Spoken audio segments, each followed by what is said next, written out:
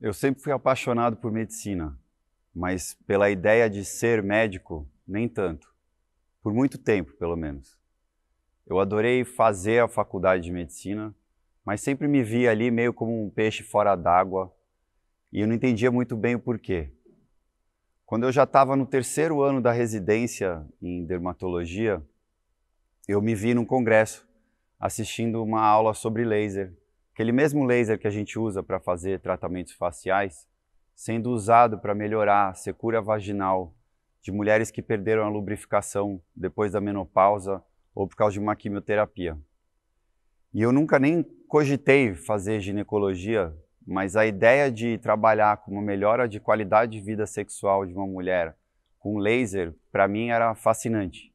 E eu comecei a pensar bastante nesse assunto. Ao mesmo tempo, eu completava ali já quase 10 anos no Hospital das Clínicas e a vontade de fazer algo que fugisse completamente daquele ambiente careta, fechado do hospital, veio muito forte e eu resolvi fazer teatro. A minha mãe, na época, falou que era porque eu não tinha coragem de fazer terapia. E errada ela não estava, claramente. E o meu pai falou uma frase para mim que ficou muito marcada em mim até hoje. Ele disse assim: estude muito, meu filho, mas saiba que a ignorância é a mãe das aventuras. E eu me via ali pela primeira vez em muito tempo, com tempo ocioso e maravilhosamente ignorante. Então eu comecei a estudar, comecei a viajar, ir para congressos, fui fazer aperfeiçoamento em sexualidade humana na psiquiatria, enfim, eu queria entender tudo, de todos os ângulos desse assunto de tratamentos íntimos.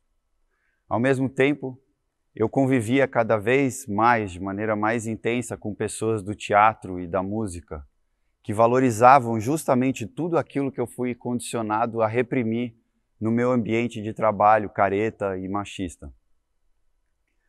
E assim, totalmente ignorante do quanto ser e fazer devem caminhar juntos, eu começava ali a minha pesquisa. Na vida pessoal, havia uma admiração, uma curiosidade e uma experimentação muito grande com o feminino em si. E na vida profissional tinha um oceano de questionamentos sobre tudo que era relacionado à sexualidade feminina e os tratamentos íntimos. E eu me atento ao fato de que a ignorância é mesmo mãe das aventuras, porque eu hoje, um pouco mais consciente do que eu era há 5, 6 anos atrás, talvez não tivesse coragem de começar a trabalhar com tratamentos íntimos femininos. Eu nunca tinha nem ouvido falar no conceito de lugar de fala quando eu comecei a estudar. E eu sei que no final das contas eu trabalho com ciência e pouco importa o meu gênero quando a questão é de fato ciência. Mas talvez o Luiz de hoje, um pouquinho mais consciente, não se sentisse tão confortável para começar nesse trabalho. Hoje eu dou muito valor para o meu trabalho e reconheço cada vez mais a minha situação de privilégio como um homem branco, cis, hétero, e tento não me acomodar no lugar de conforto que me é oferecido todos os dias. Em 2016, eu, numa dessas viagens para estudar, conheci um egípcio, o Amir Seyfeddin, que é um médico que trabalha com reconstrução de clitóris de mulheres que sofreram mutilação na infância. Eu já tinha ouvido falar dessa prática horrenda, mas eu não tinha dimensão do tamanho que ela ainda representa no mundo. São dezenas de milhões de mulheres hoje vivas que sofreram mutilação de clitóris. E eu fiquei me questionando o quão absurdo era isso ser tão pouco falado, tão pouco combatível, e quão incrível era o trabalho dele. E aí eu voltei para o Brasil com a cabeça a mil, entrei nos portais de pesquisa e comecei a investigar tudo que eu achava sobre clitóris. E foi aí que a ignorância me trouxe a maior das aventuras, porque no meio de tantas patologias já conhecidas, eu me deparei com um conceito que eu nunca tinha ouvido falar, fimose de clitóris. Pois é, as mulheres têm fimose. E se nós estivéssemos aqui hoje falando para uma plateia, eu perguntaria para as mulheres que estão nessa plateia: quantas de vocês, numa rotina de consultório, tiveram seus clitóris examinados por um médico, descritos, palpados, que ele tirasse suas dúvidas e passasse noções de cuidado, de orientações de higiene, enfim? Eu entendi que na nossa sociedade tão patriarcal e falocêntrica, a sexualidade veio sempre carregada pelo ponto de vista do homem. E eu me deparava ali com uma questão extremamente prevalente na população, mas pouquíssimo abordada. Homem e mulher têm glande, o clitóris tem glande e o pênis tem glande, e é a área de maior sensibilidade. E para que essa sensibilidade esteja no seu máximo, é importante que não tenha nenhuma pele aderida nessa glande. A glande é delimitada pela coroa, e essa coroa precisa estar exposta. Nos homens, desde pequenininho, com orientação do pediatra, com manobras e, se necessário, com correção cirúrgica, essa glande é sempre exposta. Mas as mulheres não recebem nenhuma informação sobre qualquer coisa relacionada ao clitóris dela. É muito importante eu reforçar que esse ganho de sensibilidade da exposição da glande do clitóris é um fator dentre múltiplos que afetam a sexualidade. E é importante também eu falar que eu não sou a primeira pessoa a tocar nesse assunto. Em 2000, a renomada revista Scientific American já escrevia um artigo falando da existência da fimose de clitóris e sua relação com disfunção orgásmica. Em 2008, também lá nos Estados Unidos, um artigo publicado com 589 mulheres mostrou no exame físico de rotina delas que 33% delas apresentavam aderência de pele em cima do clitóris, das quais 12% tinham essa pele recobrindo mais de 75%, às vezes 100% da glande do clitóris. 10 anos depois, em 2018, Goldstein publica um trabalho com 614 mulheres que mostra também uma prevalência alta de 23% de fimose de clitóris nas mulheres. E ele reforça enfaticamente nesse estudo a necessidade de se examinar o clitóris na consulta de rotina. Baseado nesses artigos que eu citei e outros, a gente pode estimar que mais de 20% das mulheres que hoje estão assistindo ao TEDx têm algum grau de fimose de clitóris. E de maneira alguma isso quer dizer que elas não sentem prazer, mas talvez elas pudessem sentir mais prazer.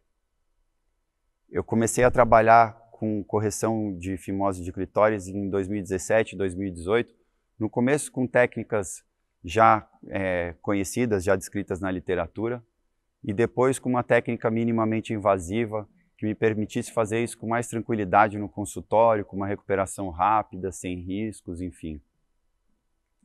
Hoje já são quase 100 mulheres operadas no meu consultório, com feedbacks emocionantes de melhora de qualidade de vida sexual e ganho, né, de sensibilidade. Eu trago aqui alguns casos para ilustrar, porque a gente precisa ilustrar isso. Uma dessas pacientes me mandou uma mensagem depois de 1 ano da sua cirurgia, dizendo assim: nasceu uma nova Manu, mais conectada com o meu feminino e com o meu corpo. É muito mais especial do que você pode sonhar. Essa paciente é a Manuela Berlanga, cineasta, que hoje, ao lado de outras mulheres, está angariando fundos para fazer um documentário sobre o clitóris, sua repressão e a existência da fimose. Eu volto lá para fevereiro de 2004 para entender o porquê que eu estou aqui hoje falando isso e trabalhando com isso.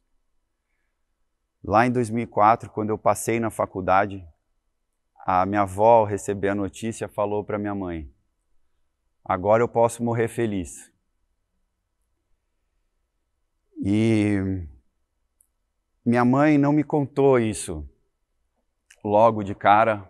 Ela, muito sábia, esperou alguns anos até ter certeza que eu ia terminar a faculdade para me contar isso, porque ela sabia que ela estaria me privando de qualquer possibilidade de mudança. Eu jamais largaria a faculdade sabendo essa informação. E aí eu entendi que aquele plano de fazer medicina, no final das contas, nem era o meu plano.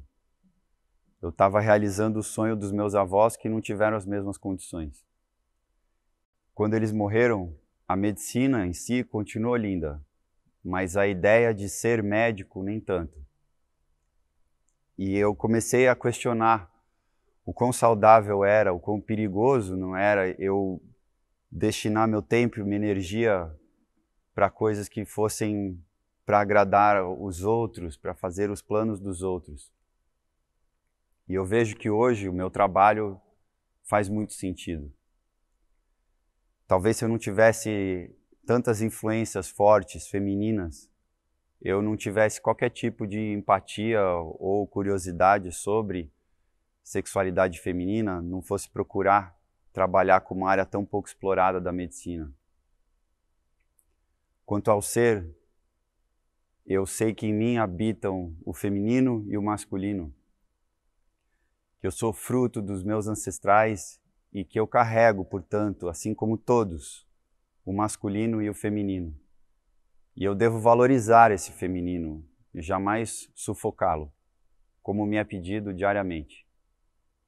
Quanto ao fazer, eu vi que fazer planos individuais não vale a pena.